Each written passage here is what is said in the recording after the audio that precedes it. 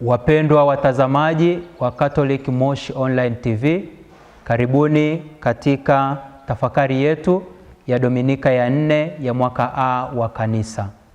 Ninayetoa tafakari hii ni mimi Padre Godfrey Limo, ni wakili paroko parokia ya Roho Mtakatifu Mango. Ni Dominika ambayo mama kanisa anatuletea ujumbe wake, na Kristo mwenyewe anatufundisha mambo msingi ambayo yatatusaidia katika safari yetu ya kuendea uzima wa milele. Leo katika tafakari hii, ujumbe wa Kristo ambao anatuletea ni kwamba jitihada zahitajika ili kuendea ufalme wa mbinguni. Na kuendea ufalme wa mbinguni unahitaji kufanya mazoezi ya kiroho, mazoezi ambayo yatakuimarisha ili uweze kumfikia Mwenyezi Mungu. Lakini cha msingi ambacho tunapaswa tutambue katika imani yetu sisi kama Wakristo wa Katoliki ni watu ambao tunapaswa tuionyeshe imani iliyo imara, imani iliyo thabiti. Kwa sababu sisi kama Wakristo wa Katoliki tena wabatizwa, hatupaswi kuwa watu goigoi. Hivyo Kristo leo anatuletea mwongozo ambao utaniongoza mimi na wewe ili safari yetu iweze kuwa ni safari ya matumaini, lakini mwisho wetu uweze kuwa ni mwisho mzuri, yaani kuurithi uzima wa milele. Katika masomo yetu, somo la kwanza ambalo linatoka katika kitabu cha nabii Zefania. Zefania anaandika kitabu hiki, inasemekana ni katika mwaka wa 600 hadi 660, ambapo anaandika akitoa maonyo kwa wana wa Israeli ambao walikengeuka wakaanza kuabudu miungu wengine na hawakufuata ule utaratibu, zile sheria au ule mwongozo ambao Mwenyezi Mungu aliwapatia. Hivyo anawaambia kuna hatari ya kupelekwa utumwani, lakini akitangaza pia neema kwa wale wote wanaofuata yale maongozi ambayo wamepewa au zile sheria ambazo wamepatiwa kuzifuata. Anawakumbusha kwamba ni lazima wamtafute Bwana kwa juhudi zote, lakini pia wawe ni watu wa haki, wawe ni watu wa kutenda haki, kwa sababu haki ndiyo msingi katika maisha yetu. Maisha ya mwanadamu au haki inapopotea katika maisha ya mwanadamu, kunakuwa na mambo ambayo yanakuwa sio mazuri, kama vile uhasama, ugomvi, chuki na vitu vingine kama hivyo, kwa sababu mtu anakuwa akitafuta haki yake kwa gharama yoyote ile. Sasa nabii Zefania anawakumbusha kwamba haya yote yanaweza yakawaletea madhara ambayo sio mazuri, yaani madhara mabaya. Hivyo anawakumbusha wawe ni watu wa haki, lakini zaidi ya hayo wajivike unyenyekevu. Kuwa mnyenyekevu ni kukubali kwamba Mwenyezi Mungu ndiye anayekutegemeza, na yote unayoyatenda, mafanikio yako katika maisha yote yanapatikana kwa sababu Mwenyezi Mungu ndiye aliyekujalia hayo yote. Hivyo unyenyekevu ni kujifanya au kujihesabia kuwa mdogo na kukubali kwamba Mwenyezi Mungu ndiye anayewezesha yote katika maisha yako. Lakini pia unyenyekevu unamsaidia mtu kuthamini wenzake, unamsaidia mtu kuleta upendo katika jamii na mambo mengine yanayofanana na hayo. Hivyo Kristo anatukumbusha leo kwamba tukiwa ni watu wanyenyekevu, basi tutakuwa tumejivika zile fadhila ambazo zitatusaidia sisi ili tuweze kuurithi uzima wa milele. Katika somo la Injili, Kristo anatuletea huu utaratibu, yaani zile heri 8 ambazo anatutaka sisi tuzifuate, 1 hadi ile ya 8. Lakini pia tukiongeza na mambo mengine mengi ambayo yanaandamana na heri hizo ili tuweze kuurithi uzima wa milele. Lakini lazima tukumbuke kwamba Mwenyezi Mungu ametuumba akiwa na lengo. Katika mafundisho ya katekisimu ya Kanisa Katoliki tunajifunza kwamba Mwenyezi Mungu ametuumba ili tumjue, tumpende, tumtumikie, lakini mwisho tuweze kufika kwake mbinguni. Na hilo ndilo lengo la Mwenyezi Mungu. Lakini swali ambalo tunajiuliza mimi na wewe ni je, kama kweli tunataka tufike mbinguni, tunatumia mbinu zipi? Au niseme tunatumia njia gani ili tuweze kufika mbinguni? Basi leo Kristo anatupatia mwongozo, au niseme ni katiba ambayo itaniongoza mimi na wewe ili tuweze kufika kule mbinguni. Kristo anatuambia kwamba tusisahau kwamba wale watakaofika mbinguni ni wale wanaoonyesha jitihada katika maisha yao ya kiimani. Ndio maana tumesema kwamba hatupaswi kuwa ni watu lelemama, watu goigoi, watu ambao hawaonyeshi jitihada zozote katika kuutafuta huu ufalme wa mbinguni. Ufalme wa mbinguni unatafutwa, tena unatafutwa kwa gharama. Na gharama ambayo tunaiongelea hapa ni gharama ya kuweza kufuata ule utaratibu au ule mwongozo ambao Kristo anatupatia. Heri hizi ambazo Kristo anatufundisha sio heri za masihara, bali ni neno la wokovu. Na kwa kweli kwa yeyote ambaye atazifuata, basi wokovu wa Mungu upo upande wake. Anatugusia ile ya kwanza ambayo anatuambia heri walio maskini wa roho, kwa maana wao ufalme wa mbinguni ni wao.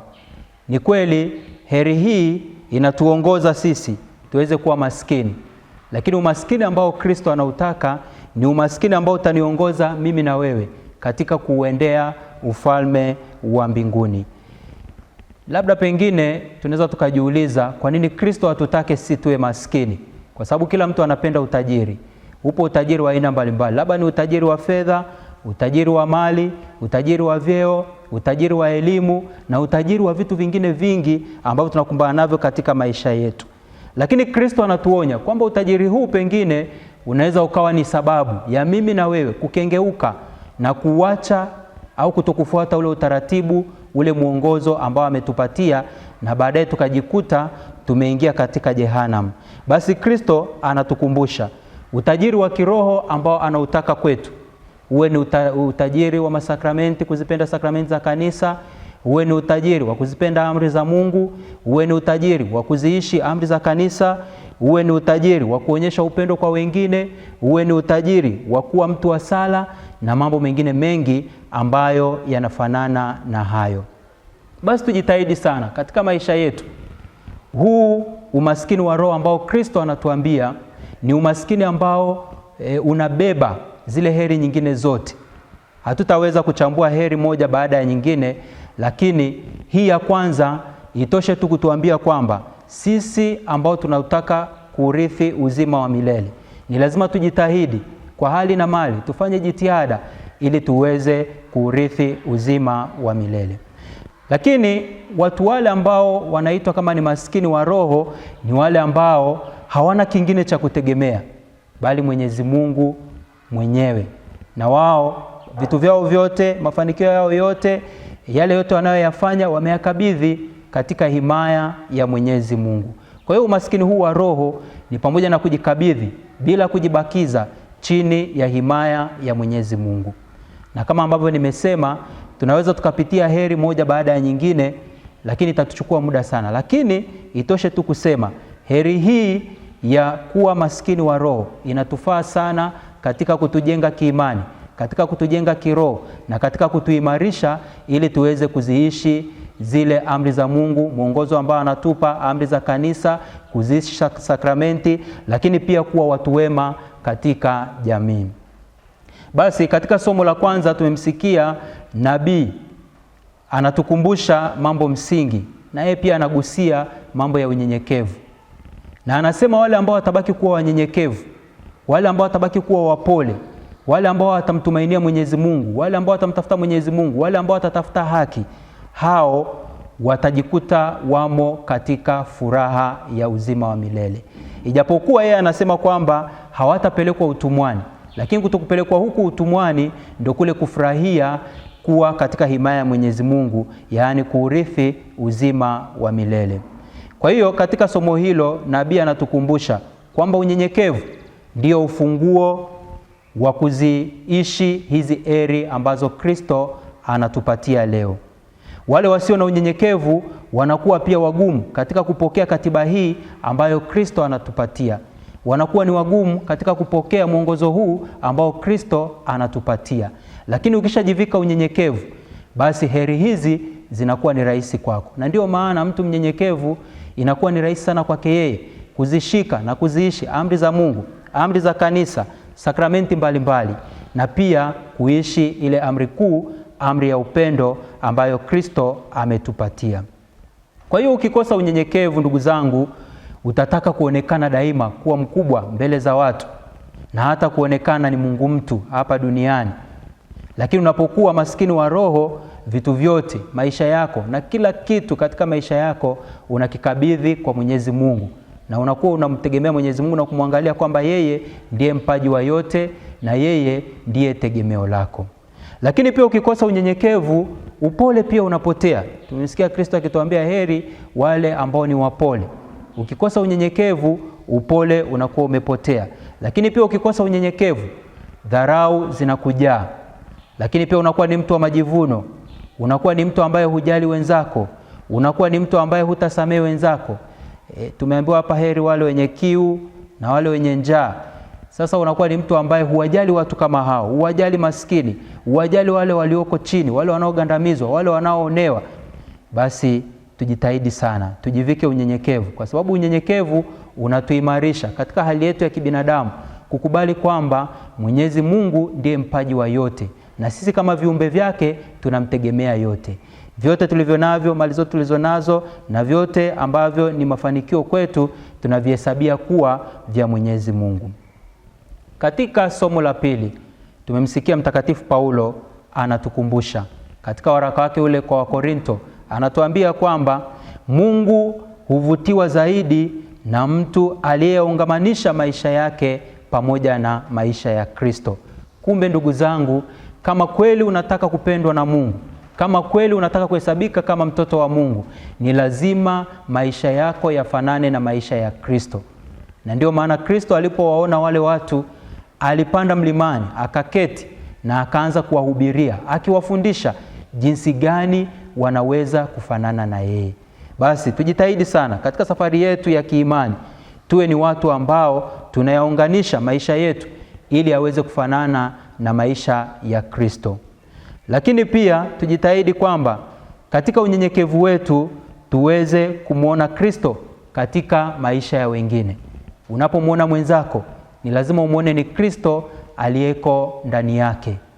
Na tukifanya hivi, tutaweza basi kuishi maisha ambayo ni mazuri, maisha ambayo ni ya kuvutia, maisha ambayo ni ya kuwajali wengine, na maisha hayo sasa yatakuwa yamejikita katika kuziishi zile heri 8 ambazo Kristo ametupatia.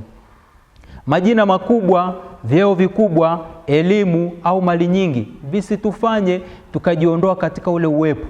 Tusitoke katika ule uwepo wa kimungu, kwa sababu haya yote yatakuwa ni katika kuturudisha nyuma kimaendeleo, yaani kiimani. Na tukishafanya hivyo, basi ule umaskini wa roho unakuwa umepotea ndani mwetu. Basi tunakuwa ni watu ambao tuna utajiri wa kidunia, utajiri ambao hautusaidii kwa chochote.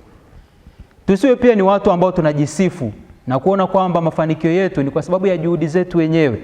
Tusiwe ni watu ambao fahari yetu ipo katika vitu vyetu, katika mali zetu, katika vyeo vyetu, katika elimu yetu na katika yale yote ambayo Mwenyezi Mungu ametujalia. Bali tujivike unyenyekevu, unyenyekevu ambao utatusaidia kujiona kwamba sisi ni bure mbele zake Mwenyezi Mungu.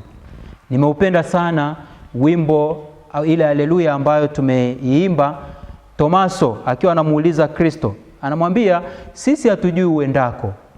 Yaani hatujui mahali unapoenda, unapotuambia kwamba unaondoka. Sasa sisi tutaijuaje njia? Lakini Kristo leo anatupa njia, kwa sababu tunajua anakokwenda ni mbinguni kwa Baba. Na yeye alishasali na kusema kwamba anataka pale alipo na sisi tuweze kuwapo hapo. Sasa anatufundisha njia. Na ndio maana ametupatia hizi heri 8 kama njia, kama mwongozo, kama sheria, kama katiba ambayo itatuongoza ili sisi pia tuweze kuwepo pale ambapo yeye atakuwepo, yaani tuweze kuwepo kule mbinguni. Kwa hiyo basi jitihada ni muhimu sana katika maisha yetu ya kiroho, kupambana, kung'ang'ana kwa hali na mali, kuonyesha kwamba kweli tunataka kuurithi uzima wa milele. Lakini njia ndio hiyo, ni katiba tumepewa, ni kama katiba ya nchi ambayo inaheshimika na chochote kilichopo kule ndani kinafuatwa. Na yeyote asiyeifuata ile katiba ya nchi anahesabika kama mtu aliyeasi au kama mtu muovu, kama mtu aliyetenda kosa la jinai. Basi na sisi pia tujione kwamba tunapozisahau zile heri 8 ambazo Kristo ametupatia, ule mwongozo ambao Kristo ametupatia, tunapozisahau amri za Mungu, amri za kanisa na sakramenti mbalimbali, basi tunakuwa hatuna tofauti na wale waliozivunja amri au zile sheria au katiba ya nchi. Basi tujitahidi sana, kwa sababu safari yetu ya kiimani inatudai kujitahidi kila wakati. Unapoanguka, simama, inuka, uendelee na safari. Nitatoa mfano mmoja. Mwaka 1992 kulikuwa na mbio zile wanaziita ni mbio za Olimpiki kule Barcelona, na alikuwepo mtu mmoja ambaye ni maarufu sana kwa jina la Redmond, ambaye alienda kukimbia mbio hizo. Lakini wale wote waliojiandikisha kwenda kukimbia walijihesabia kwamba ni dhaifu sana, kwamba wasingeweza kushinda. Lakini Redmond alionekana kwamba ndio mtu pekee ambaye angeweza kushinda. Na pengine kama asingeenda kushiriki mbio hizo, pengine watu wasingejitokeza katika kununua tiketi ili kuingia uwanjani na kuangalia mbio hizo. Lakini alipotangaza nia yake kwamba anataka kushiriki, watu wengi walinunua tiketi kwa sababu walitaka kushuhudia Redmond akishinda mbio hizo. Na wale wengine wote walikuwa wameshiriki hawakuhesabika kama watu ambao wangeweza kushinda mbio hizo. Basi siku ya mashindano ikafika na watu walikuwa wamejaa uwanjani, uwanja umejaa wakimshangilia Redmond tu, wengine wameshasaulika. Lakini punde tu mbio hizo zilipoanza, Redmond akapata tatizo la mguu na ile misuli yake ya mguu ikakaza na akaanguka chini. Basi wengi walifikiria kwamba pale ndio mwisho wa safari yake, na uwanja mzima ambao ulikuwa ukimshangilia ukabaki ukiwa umepigwa butwa. Hawakujua wafanye nini, kwa sababu yule waliyemtegemea tayari wameshaona hata shinda. Lakini wale wengine sasa wakapata moyo, wakaanza kukimbia wakijua kwamba sasa kwa vile mwenzetu huyu ambaye angetegemewa kushinda ameshaanguka, sisi wengine basi tunaweza tukashinda. Basi wakakimbia kwa nguvu zote. Lakini Redmond alijiuliza swali moja, kwamba nimeingia katika mbio hizi na kila mtu aliyeko hapa anategemea mimi nishinde. Sasa itakuwaje kama nikiwaangusha na nisipokimbia na nikashindwa?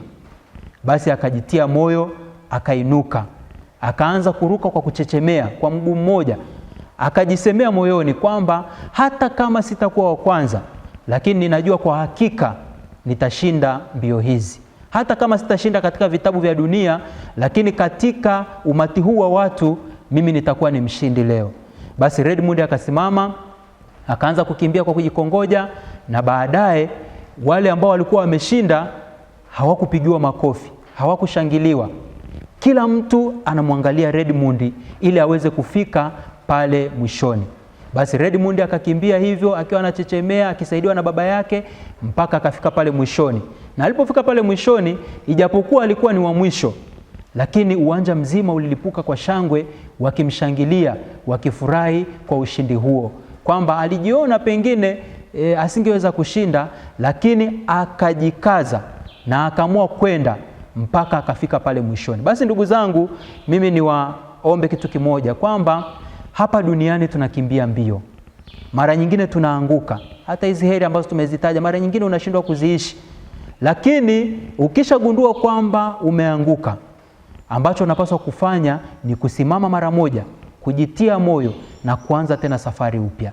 Pengine unaweza usiwe wa kwanza, lakini mbele ya macho ya Mwenyezi Mungu kwa jitihada zako utakuwa umeshinda. Basi twendeni tukaziishi hizi heri 8 ambazo Kristo ametupatia kama mwongozo, na tuzifuate kweli. Lakini tukijua kwamba unyenyekevu ndio utakao tusaidia katika haya yote. Basi tuendelee kutafakari jinsi ya kuendelea kumtafuta Kristo, kumtafuta Mungu.